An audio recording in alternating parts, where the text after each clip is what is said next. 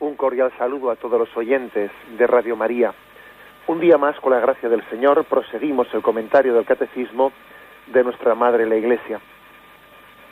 Estamos dedicando unos programas a la explicación de los consejos evangélicos.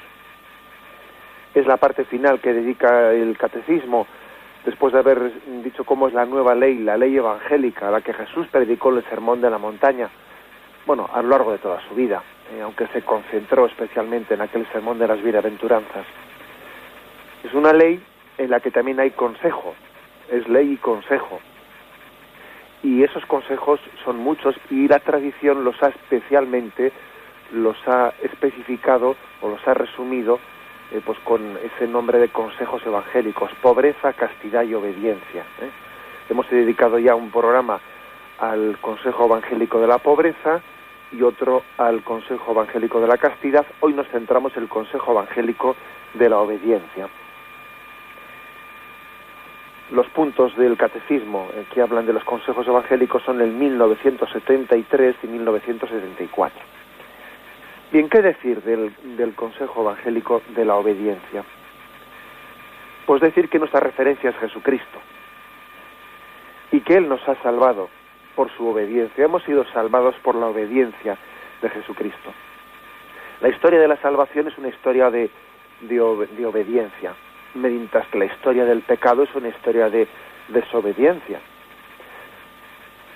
La salvación comenzó por Abraham, quien obedeció, saliendo de la tierra, de su tierra, y marchando a un lugar desconocido. Y llevó su obediencia hasta el extremo, cuando Dios le mandó sacrificar a su hijo Isaac. Israel se une a Dios en la estricta obediencia de la alianza. Pero la historia del pecado muestra que Israel es una casa rebelde, incapaz de obedecer a Yahvé, guardando con fidelidad sus preceptos. Y esta desobediencia tiene que ser redimida con una obediencia, con otra obediencia. Por eso, ya en el Antiguo Testamento, ese Mesías esperado, el siervo de Yahvé, que es profetizado en Isaías 42 y 49 y 52, el siervo de Yahvé es el obediente y el fiel, manso, humilde, llevado al matadero. Esos son los cánticos del siervo de Yahvé. Cristo es el que ha venido a hacer la voluntad del Padre. He aquí que vengo para hacer tu voluntad, oh Dios. Y pues podríamos perfectamente resumir la historia de la salvación como respuesta, ¿no?, a nuestra historia personal de pecado, como una obediencia que viene a redimir nuestra desobediencia.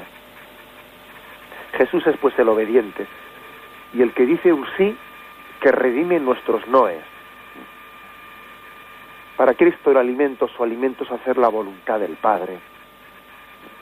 Podemos encontrar montones, ¿no?, especialmente en el Evangelio de San Juan, de expresiones en las que Jesús muestra gozo y alegría en su obediencia. Para Jesús la obediencia es alegría, es fecundidad de vida, es bienaventuranza permanente, ¿no? Y también hay que decir que Jesús, al mismo tiempo que vive la obediencia como alegría, como gozo permanente, también la obediencia en momentos determinados, especialmente en la cruz, adquiere para Jesucristo tintes también dramáticos. La obediencia de Jesús también es cruz. Se hizo obediente hasta la muerte, y muerte de cruz, lo cual también nos adentra en un misterio de amor, un misterio de obediencia por amor, ¿no? Él se despoja de todo en la cruz, se despoja totalmente en la confianza de que en esa obediencia hay un designio de amor a cada uno de nosotros. La conclusión de esto, bueno, pues que por la obediencia de Cristo hemos sido salvados. Hay un texto de Romanos 5:19 que dice, ¿no?: así como por la desobediencia de un solo hombre todos fueron constituidos pecadores, así también por la obediencia de uno solo todos seremos constituidos justos.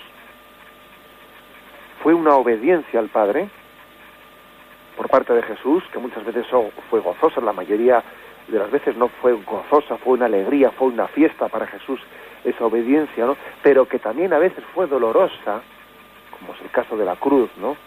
Pero siempre gozosa o dolorosa, siempre una obediencia perfectamente libre, impulsada por el amor.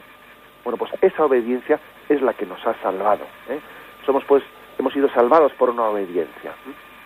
El consejo evangélico de la obediencia parte de esta explicación de la historia de la salvación. Nosotros damos un paso más, ¿no? Claro, Jesús obedeció directamente al Padre. Nosotros estamos llamados a obedecer a los hombres como al Señor. Tanto en el orden creacional como en el orden de la gracia, pues el Señor ha hecho participar a ciertos hombres de su autoridad. Pues para el obispo, pues el Papa, o para el sacerdote, el obispo, para el religioso, el superior, ve en él un hombre un superior, al que Dios le ha hecho participar de la autoridad de Dios, ¿no?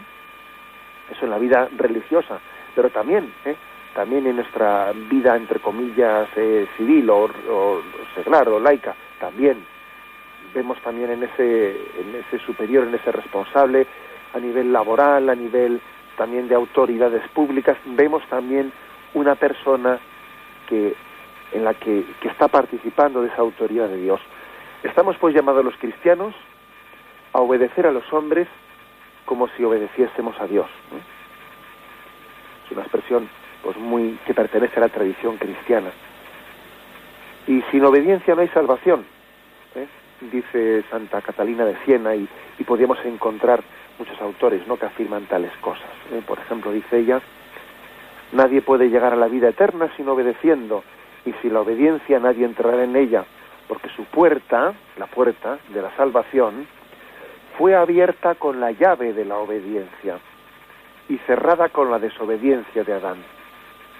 O sea que la puerta de la salvación la abre la llave de la obediencia, la cierra la puerta de la desobediencia. He aquí por qué pues la espiritualidad cristiana tradicional insiste mucho en la obediencia. El consejo evangélico de la obediencia es para todos los estados de vida, ¿eh? Se puede vivir lógicamente a nivel devoto, en el caso de los religiosos, ¿no?, alcanza su máxima expresión, pero el consejo evangélico de la obediencia tiene que ser vivido en todos los estados de vida. El misterio de la obediencia de Cristo alcanza todas nuestras situaciones. Por ejemplo, que los hijos obedezcan a sus padres. Dice Colosenses 3:20: hijos, obedeced a vuestros padres en todo, que esto agrada al Señor. Que la esposa obedezca a su esposo. También hay textos de San Pablo, ¿no?, que, por ejemplo, Efesios 5:22, las casadas estén sujetas a su marido como al Señor. Que los jóvenes obedezcan a los mayores. Vosotros los jóvenes someteos a los ancianos, revestidos todos de humildad, ¿eh? 1 Pedro 5:5. Que los servidores obedezcan a sus señores, ¿eh? Hay textos como, por ejemplo, el de Efesios 6:5: esclavos, obedeced a vuestros amos de este mundo con respeto y amor, con sencillez de corazón, como a Cristo. Qué impresionante, ¿eh?, que estos textos de la palabra de Dios le dijesen a un esclavo: someteos a vuestros amos, ¿no?, como si os sometieseis a Jesucristo. Los ciudadanos deben de obedecer a los gobernantes, ¿no? Dad al César lo que es del César. Por amor del Señor, estad sujetos a toda autoridad humana, ¿eh? Esto lo tenemos en 1 Pedro, capítulo 2. Los fieles deben de obedecer a sus pastores. Por ejemplo, Hebreos 13:17: obedeced a vuestros pastores, estadles sumisos, que ellos velan sobre vuestras almas. Bueno, pues en todos los estados de vida, ¿no? Obedecer a los hombres como si obedeciésemos al Señor. En la Escritura hemos visto que la obediencia al Padre, al gobernante, al pastor, es obediencia al Señor, por amor del Señor, como obedeciendo al Señor y no a los hombres, ¿no? Estamos llamados a obedecer. Viendo a Dios en este superior, viendo a Dios en él, es un rasgo prioritario, ¿no? Primario de la espiritualidad judía y cristiana. Obedecer como viendo a Dios en la persona que nos manda. Por ejemplo, dos textos, uno de San Ignacio de Loyola y otro de Santa Teresa de Jesús. San Ignacio de Loyola: hay que obedecer no mirando nunca a la persona a quien se obedece, sino en ella a Cristo, por quien se obedece. O sea, yo no miro a quién me manda, que si me cae simpático, antipático, que si quién es, no, veo en él al Señor. Y yo lo obedezco por obediencia al Señor a esa persona. Santa Teresa de Jesús dice en el libro de los avisos: estate siempre preparado al cumplimiento de la obediencia, como si te lo mandase Jesucristo en tu prior o en tu prelado. Bueno, pues, por lo tanto, nosotros en esta fe somos capaces de ver a Dios, tenemos un acto de fe en el que somos capaces de ver en el superior una especie de sacramento de Dios, de presencia de Dios en él. Un acto de presencia que nos ayuda, ¿no? Nos ayuda, por lo tanto, a poder hacer ese acto de obediencia. Tenemos un momento de reflexión y con trama del Catecismo de la Iglesia Católica, explicando este consejo evangélico de la obediencia. ¿Cómo está llamado el cristiano a obedecer? En primer lugar, con humildad. Pues porque el humilde se sabe pecador. No se fía de sí mismo. Eso que decíamos también en otro programa, explicando lo que es el santo temor de Dios. Todo lo espero de ti y todo lo temo de mí. Yo de Dios lo espero todo, pero al mismo tiempo tengo temor de mí mismo, pues porque sé a dónde voy yo, como me separe de la mano de Dios. Este es el santo temor de Dios. No tanto tenerle temor a Dios, sino tener temor de separarse de Él. Todo lo espero de ti y todo lo temo de mi debilidad, ¿no? Bueno, pues por eso el humilde, sabiéndose pecador, no se fía de sí mismo, y no quiere hacer su propia voluntad, no quiere hacerla. Sabe que en ello corre un gran peligro, ¿no? Pues por ejemplo, leemos Gálatas, Gálatas capítulo 5, lo busco ahora mismo, capítulo 5 y versículo 17, y dice así: pues la carne tiene apetencias contrarias al espíritu, y el espíritu contrarias a la carne, como que son entre sí antagónicas, de forma que no hacéis lo que quisierais. O sea, hay una contradicción en ti, entonces yo no quiero hacer lo que me dé la gana. Ojo, porque hay una lucha en mi interior. Luego yo quiero obedecer a Dios, no quiero hacer lo que me dé la gana. Por lo tanto, lo peor que nos puede suceder es dejarnos arrastrar por la tiranía de nuestras pasiones, por la tiranía, y entonces de una manera, pues haciendo lo que nos da la gana, es cuando somos esclavizados. Ojo, que muchas veces uno, aquí entendemos por ser libre, hacer lo que me da la gana. Bien, eso es ser esclavo. Vamos a llamar a las cosas por su nombre. El que piense que ser libre es hacer lo que le da la gana, y hay un esclavo. Por eso nosotros creemos que la obediencia nos hace libres, porque nos libera de esa esclavitud, de hacer lo que te da la gana. El humilde, por lo tanto, como se sabe débil, se sabe pecador, no se fía de sí mismo, dice: ojo, que yo obedezco a Dios o soy arrastrado por mis pasiones. Pues no, pues yo quiero ser libre, por eso quiero obedecer a Dios. Las cosas no son como aparentemente son como realmente son, ¿no? Aparentemente, cualquiera diría: no, ser libre es hacer lo que te da la gana. Sí, aparentemente es así. En realidad es justamente al revés. Hacer lo que te da la gana es ser esclavo de tus pasiones, ¿no? Y sin embargo, obedecer fielmente, ¿no?, y sumisamente a Dios es ser plenamente libre. La prueba, vamos, irrefutable, la prueba es la de la Virgen María. He aquí la esclava del Señor, hágase en mí según tu palabra. Nunca en la historia ha habido una mujer tan libre y tan sumisa a la voluntad de Dios. He ahí el ejemplo. María es perfectamente libre en esa obediencia a Dios. Bueno, por eso la voluntad del humilde se inclina con facilidad a la obediencia de los otros. Incluso no solo a los superiores, sino también a los iguales, ¿no? También la tradición cristiana pues ha percibido que uno se somete no solo a su superior, también somete su voluntad en prontitud a todos los consejos que le dan las personas suyas que son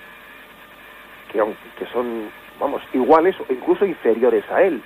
Que ahí puede haber personas que jerárquicamente sean inferiores a ti, pero sin embargo tú ves que lo que te están diciendo tienen razón, y tú, al obedecerles, entre comillas, a ellos, aunque sean inferiores a ti, estás también pues buscando la obediencia a Dios. Como decía Santa Caterina de Siena, es obediente el que es humilde, y humilde en la medida en que es obediente. Es así, ¿eh? Yo cuando obedezco al superior, cuando obedezco a uno que es igual mío, incluso cuando obedezco a un inferior, como he dicho antes, porque veo que en él me está hablando Dios, bueno, pues soy humilde, y estoy descubriendo que Dios me está saliendo a mi camino, no en hacer lo que a mí me da la gana, sino en esa humildad que busca limpiamente la verdad, ¿no? Los soberbios, sin embargo, entienden que se realizarán personalmente en la medida en que se sustraigan su voluntad a todo influjo, ¿no? Para ser libre no tienes que tener influjos de nadie, tienes que ser tú mismo, que nadie te diga nada, ¿no? Tú tienes que ser tú mismo el que elijas, ¿no? Entonces tienen una especie de alergia al consejo, alergia pues a los mandatos, alergia a todo eso. Bueno, y digamos una cosa, por ahí se difunde un poco la sospecha de que esto de la obediencia, claro, pues es una especie de camino de la gente así psicológicamente un poco débil e insegura, ¿no? Que busca seguridades. Entonces se trata, esa especie de crítica o ridiculización se hace desde fuera del cristianismo, ¿no? Por parte de unas filosofías soberbias, ¿no? Que entienden que la obediencia es la virtud de los débiles, La gente que no sabe pensar por sí misma, la gente que no sabe decidir, pues entonces, claro, buscan seguridades y tal y cual, ¿no? Esa es la especie de la visión crítica que se hace desde fuera. La realidad es absolutamente al contrario. Al contrario. La obediencia resulta siempre mucho más fácil, ¿no? A las personas de perfil maduro y fuerte, que a las personas de perfil débil o inmaduras, ¿no? ¿Por qué es esto? Pues porque el hombre de personalidad adulta, de personalidad madura, no tiene miedo a que la obediencia le despersonalice. No teme verse oprimido por la autoridad. No tiene complejo de inferioridad, para entendernos, ¿no? Una persona madura y adulta, como no tiene complejos de inferioridad, pues no tiene ningún problema en obedecer, porque entiende que por ese camino va a descubrir más fácilmente la verdad y lo que Dios quiere de él. Ahora, la persona que tiene un perfil más débil, inmadura, le cuesta un montón obedecer, porque está llena de complejos de inferioridad. Y cuando alguien le manda una cosa, pues ya está percibiendo, como tiene una falta de autoestima muy grande, y ya están percibiendo, él percibe, ¿no?, en cualquier mandato que no quieren, que yo estoy perdiendo personalidad, que es su complejo de inferioridad, ¿no?, el que le hace percibir en cualquier mandato, en cualquier consejo, le hace percibir una intromisión. Se están intrometiendo conmigo, no me dejan ser yo mismo. Porque en el fondo esa persona tiene un complejo de inferioridad muy grande, y entonces le cuesta mucho obedecer. Porque, sin embargo, al maduro no lo ve así, no percibe como ninguna intromisión, sino que agradece también, agradece que sea mandado. Y aquí también otro caso concreto en el que las cosas son en realidad muy distintas de como suelen decirse, ¿no? Esa caricatura de que las personas maduras, ¿no?, no son las que no obedecen, y los débiles y y los inmaduros son los que se meten en la obediencia para suplir su falta de madurez, es que es totalmente lo contrario, vamos, lo contrario. Nosotros, por lo tanto, no tenemos que decir que para un cristiano, decimos que tenemos que obedecer con este espíritu humilde. Nosotros aceptamos la humildad en la fe, en la esperanza y en la caridad, en la fe, la esperanza y la caridad. Obediencia en la fe, pues porque el cristiano doblega su pensamiento a la ciencia de Dios. Acepta gustosamente, ¿no?, esa obediencia. Los cristianos somos hijos de obediencia, ¿no? ¿Por qué? Pues porque estamos seguros de que Dios sabe más. Dios sabe más. Yo ciertas cosas las veo, las razono, pero estoy seguro que yo no soy capaz de conocer toda la complejidad, ¿no?, y todo el misterio profundo que a mí se me escapa. Por eso la obediencia es un acto de fe. Es un acto de fe de que Dios sabe más. Por lo tanto, no voy a pretender yo ser el que únicamente lo que yo comprendo, esa es la realidad. Lo que yo no comprendo no existe. No, mire usted, hay muchas cosas que yo no comprendo, que me trascienden, pero son realidad. Por eso podríamos decir, la fe en Dios nos dispone a la obediencia y la incredulidad nos dispone a la desobediencia. La desobediencia es como una forma de incredulidad. Es una forma de incredulidad.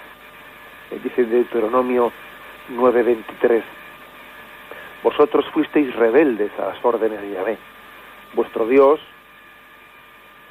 Fuisteis rebeldes a Yahvé, vuestro Dios. No creísteis en Él, no escuchasteis su voz. O sea, no creer en Yahvé es ser desobediente. Te lleva, ¿no?, inmediatamente a la desobediencia. Por lo tanto, obedecemos en la fe, porque Dios sabe más. En segundo lugar, obedecemos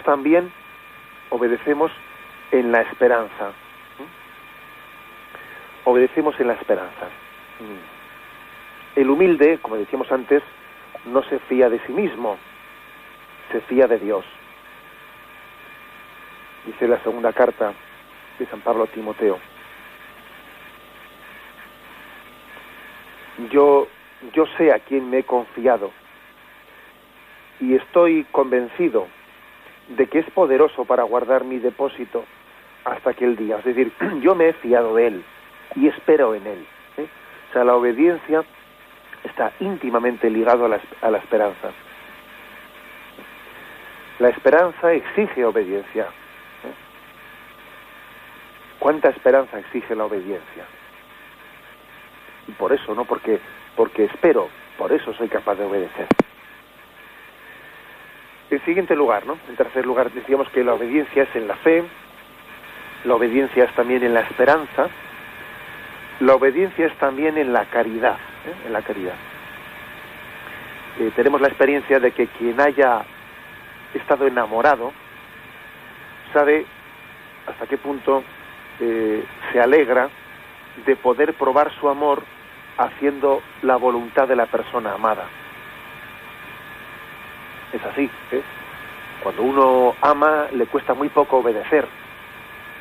Cuando uno no ama, está siempre renqueando, ¿no? Es más, siente hasta una especie de gozo, ¿no?, en alegrar el corazón de la persona amada. Por lo tanto, obediencia en la fe, en la esperanza y en la caridad. Podríamos definir la obediencia como una ofrenda total de nosotros mismos al Padre. Si recordáis, cuando comenzamos la explicación de los 3 consejos evangélicos, pobreza, castidad y obediencia, decíamos que el consejo evangélico más definitivo, el más fuerte, es el de la obediencia. Porque así como la pobreza es entregar tus cosas, tus bienes, la castidad es entregar también tu cuerpo, tu sexualidad, la obediencia es entregar tu voluntad, y es lo más interior al hombre. Es lo más interior. Más exterior es la sexualidad y más exterior, por supuesto, son las cosas materiales, ¿no? O sea, lo más interior es tu voluntad.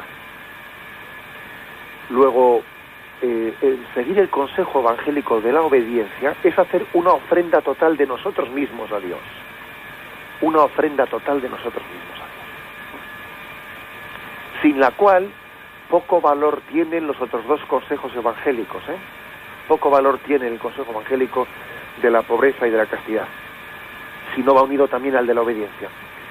Me parece que en algún programa así anterior ya os conté una anécdota que es bueno, muy iluminadora, una anécdota protagonizada por Pascal, quien en los tiempos en los que en la Iglesia se había extendido la herejía jansenista, que era una herejía muy rigorista con respecto a la penitencia, con respecto a la pobreza, etcétera. Sin embargo, se estaba separando del Papa porque le acusaban al Papa de no ser fiel, de haberse relajado, y entonces esta gente muy autoobservante, los jansenistas, llegaban a acusar al Papa de todo tipo de bueno, pues que era un pecador y un tal y un cual, ¿no?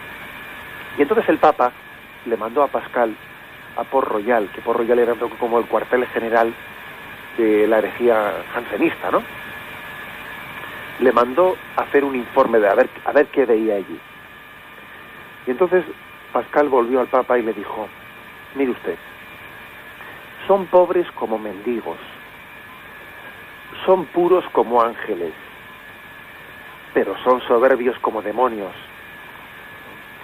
Y creo que esto es muy gráfico, ¿no? Muy gráfico. Al final el consejo evangélico más importante es el de la obediencia, Porque ¿de qué te sirve ser muy pobre, muy desprendido y muy puro y muy casto si eres un soberbio? ¿De qué te sirve? El consejo evangélico fundamental, bueno, el más determinante, ¿no? Los tres, por supuesto, ¿no? Pero la primacía está en la obediencia, En ella está la primacía. Bien, vamos a tener y terminábamos diciendo antes que la obediencia es una ofrenda total de nosotros mismos a Dios, ¿no? Es una ofrenda de nuestra voluntad, de nuestro corazón, y que es esencial, y que incluso entre los tres consejos evangélicos, pobreza, castidad y obediencia, pues este último pues es el más interior, el que afecta más al interior del hombre. Por eso en nuestra espiritualidad tenemos una primacía de la obediencia. Si el hombre quiere unirse a Dios, ha de ofrecerle sobre todo su voluntad, es decir, su amor, su obediencia. Pues es la voluntad la que ama y obedece. Eso los religiosos lo saben bien, los que han abrazado la obediencia por los votos o por los consejos, o por las promesas, quiero decir, ¿no? Pues estos consejos evangélicos. Y le preguntas a un religioso: vamos a ver, de los tres votos, el de pobreza, castidad y obediencia, ¿cuál de los tres es un poco el que más cuesta, el que supone mayor entrega de los tres? Estoy seguro que el 90% dirían que el de la obediencia. Estoy seguro. Porque supone una entrega mucho más, supone entregar el centro de tu corazón. Uno puede entregar sus cosas y ser pobre y vivir incluso castamente, ¿no? A pesar de todas las tentaciones de impureza que existe hoy en día, pero lo más determinante es la entrega de nuestro corazón. Pues si uno, incluso, ¿no?, dice Santo Tomás de Aquino, si uno padeciera martirio o diera a los pobres todos sus bienes, si no ordenase eso al cumplimiento de la voluntad divina, permaneciendo en obediencia, no tendría ningún valor. Es como si hiciese eso sin caridad, como dice, ¿no?, el himno de San Pablo. Si ya podéis entregar toda tu vida, si lo haces sin caridad no vale de nada. Pues aquí hay que decir lo mismo: si lo haces sin obediencia, sin espíritu de obediencia, buscándote a ti mismo, pues no vale de nada. Bueno, pues aquí hay que decir que la tradición cristiana ha dicho una y otra vez que el camino más recto para ir a Dios es el de la obediencia. Hay una frase de Santa Teresa, que es una frase de esas lapidarias, ¿no? Dice ella a sus hermanas, ¿no?, a sus hijas: hijas, yendo en obediencia, nunca el Señor permitirá que el demonio nos engañe. El demonio nunca nos podrá engañar yendo en obediencia, Que el demonio se puede disfrazar de pobre o se puede disfrazar de casto, pero el demonio no se puede disfrazar de obediente. Eso es imposible. porque va contra su propio ser soberbio. ¿De qué nos sirven, no?, las mortificaciones más duras sin la obediencia? A ver, ¿de qué le sirve a alguien de que esté diciendo voy a hacer mortificaciones y voy a ofrecer estos ayunos y voy a hacer estas penitencias y me voy a poner estos cilicios y no sé qué y no sé cuántos? Pero bueno, vamos a ver, si luego resulta que viene alguien, te manda una cosa y tú te rebotas. Pero si las mortificaciones corporales tienen valor y sentido en la medida en que vencen tu voluntad y la hacen más humilde. Si vas a hacer mortificaciones corporales para sentirte más soberbio y más machote, pues casi más vale que no las hagas, ¿sabes? No las hagas. Porque estás viviendo las mortificaciones como una especie de prueba de endurecimiento del corazón. Así, hay un texto también de esos impresionantes de Santa Teresa de Jesús, en el libro de las Fundaciones, en el que habla de una señora que era de comunión diaria, que no quería tener consejero o director espiritual, pues porque yo no quiero sujetarme a nadie, y tal, ¿no? Y salió de Santa Teresa este comentario por esa señora, dice: quisiera más verla obedecer a una persona que no tanta comunión. Dijo Santa Teresa por esa mujer. Anda, hay que tener refajo para soltarle eso, ¿no? Diciendo, sí, mira, que claro, el caso es hacer lo que te dé la gana, ¿no? Ojo, dice, ya quisiera yo más verle sujetar su voluntad a una persona que no tanta comunión. O sea, que claro, sí, mucha devoción, pero para hacer lo que te da la gana siempre. O sea, que al final es determinante, ¿no? La primacía está en la obediencia. La primacía está en la obediencia en la vida espiritual. Bueno, pues decimos dando un paso más, ¿no?, que el bien común exige que nosotros, por una parte, por precisar más el término de obediencia, porque estoy convencido de que muchos estarían diciendo, bueno, pero también a veces la obediencia puede estar mal planteada, también a veces la obediencia, bien, de acuerdo, por supuesto, que también el que manda puede hacerlo mal. Lo que a nosotros se nos dice es que tenemos que tener una presunción de acierto, o sea, concederle al superior, a quien manda, siempre la presunción de que acierta. Pero hay ocasiones en las que se recomienda objetar al superior las razones que estimamos contrarias, ¿no?, a su decisión, y decirle, mire usted, yo creo que se ha equivocado, mira, yo pienso que te has equivocado por esto y por esto y por esto. O sea, también en la expresión, ¿no?, en el diálogo con nuestro superior, hay también una ayuda, una colaboración con él para buscar limpiamente la voluntad de Dios. Y es preciso recordar también la obligación moral de resistirnos a hacer cualquier cosa que se nos mande que sea contraria directamente a la ley de Dios. Hay, por ejemplo, ¿no?, un soldado tiene que resistir la orden de su superior si le manda matar a un inocente. Y el soldado tiene que desobedecer la orden de quien eso le manda. O, por ejemplo, una esposa tiene que ignorar la orden de su marido le dice, pues tú a tu padre no le hagas ni caso, no te prohíbo que veas a tu padre y a tu madre. Y resulta que esa mujer ve que su padre o sus padres están en el absoluta abandono, y ella tiene una obligación también, ¿no?, de cumplir su deber de hija, de atender a sus padres que están en la pobreza o están en el absoluto abandono, y no podrá obedecerle eso que le dice su marido de que te prohíbo ver a tus padres. Pues nada, ni usted, yo eso no puedo. Hay que obedecer a Dios antes que a los hombres, Igual que el soldado no puede obedecer esa orden de pegarle un tiro a un inocente, tampoco la mujer no podrá obedecer lo que ha dicho el marido de que ha prohibido ir a ver a tu padre o tu madre cuando ella ve que están en una máxima necesidad, ¿no? O sea que nosotros siempre hemos entendido que debemos de ser obedientes, pero también aplicamos ese mismo criterio cuando decimos hay que obedecer a Dios antes que a los hombres. Hay que obedecer a Dios antes que a los hombres. Es decir, que se puede obedecer mal o se puede obedecer bien. Hay que intentar discernir esto, ¿no? Obedece mal quien se somete, así digamos, de una manera acrítica a ciertas órdenes o mandatos que son inmorales, como esto que he dicho antes, ¿no? como el caso del soldado, como el caso de la esposa que, bueno, que está siendo obligada a dejar morir a sus padres en el abandono, ¿no? Eso es inmoral. Por lo tanto, yo no debo de someterme a esas órdenes inmorales. Hay que obedecer a Dios antes que a los hombres. También obedece mal el que no tiene también el debido, la debida confianza para hablar con quien le manda, ¿no? Y para exponerle pros y contras, para advertirle a la autoridad de que igual tiene que tener en cuenta este aspecto o el otro aspecto. O sea, no se trata de una obediencia en la que no haya capacidad de expresión. Obedece mal el que no aporta también a la autoridad todos los datos que él tiene y que la autoridad debiera de conocer, ¿no?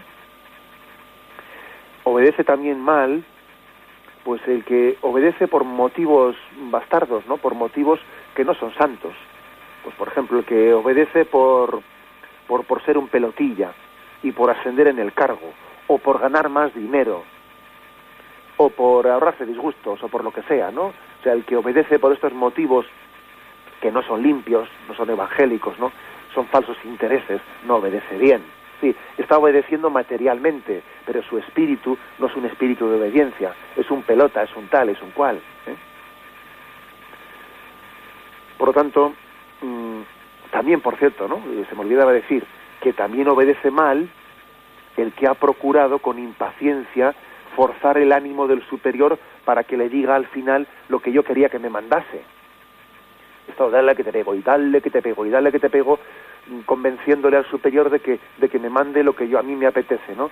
Y luego, pues oiga, mire usted, como dice San Bernardo, en este caso no es él el que obedece al superior, sino más bien es el superior el que está obedeciendo a él. Eso no es obediencia, eso es otra cosa, ¿no? Eso es salirme con la mía, salirte con la tuya, ¿no? O sea que se puede obedecer mal, Nosotros tenemos que procurar obedecer bien, ¿no? ¿Quién obedece bien? Pues obedece bien el que obedece con amor a sus superiores, en primer lugar, ¿no? Con amor a sus superiores. Tenemos que ver en ellos, ¿no?, la persona elegida por el Señor, pues para ayudarme en mi santificación, y debe llevarnos a defenderlos, cortando murmuraciones, etcétera, ¿no? O sea que parte, ¿no?, incluso sabiendo que hasta Dios se puede servir, mira, hasta de las imperfecciones de ese superior y hasta de las deficiencias de ese superior, se puede servir también como un instrumento para que yo me santifique y me purifique. Claro, sería muy fácil si tuviésemos el superior, el ideal, ¿no? No, también el Señor quiere que yo me santifique y me purifique, pues mira, pues a través de las imperfecciones, ¿no?, de ese superior. Por lo tanto, obedecer con amor a los superiores. Incluso, como hemos dicho antes, obedecer también a nuestros iguales o a nuestros inferiores, ¿no?, sabiendo que el Señor puede perfectamente, ¿no?, decirnos y hablarnos a través de ellos. Obedecer con prontitud, que es otro signo de la buena obediencia. Es verdad que dice el Evangelio, pone aquella parábola, que un señor le dijo a uno de sus hijos, vete a la viña, y dijo, no voy, pero luego más tarde se arrepintió y fue. Y otro le dijo, vete, y dijo, voy, y luego al final no fue. Bueno, y entonces hablaba aquel que aunque al principio dijo que no, finalmente obedeció. Bien, pero no ese es el ideal. El ideal es la prontitud, decir sí y voy inmediatamente. El ideal es la prontitud, porque supone no estar ahí luchando con mi amor propio, no tenerlo vencido de entrada.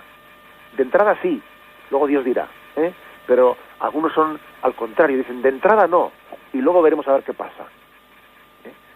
Yo creo que tenemos que decir, ¿no?, de entrada sí, tener prontitud al sí, no tener puesto una barrera.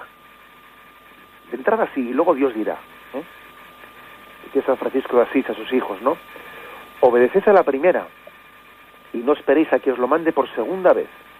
Quien no cumple prontamente el precepto de la obediencia, no teme a Dios ni respeta al hombre, a no ser que haya motivo que necesariamente obliga a diferir el cumplimiento.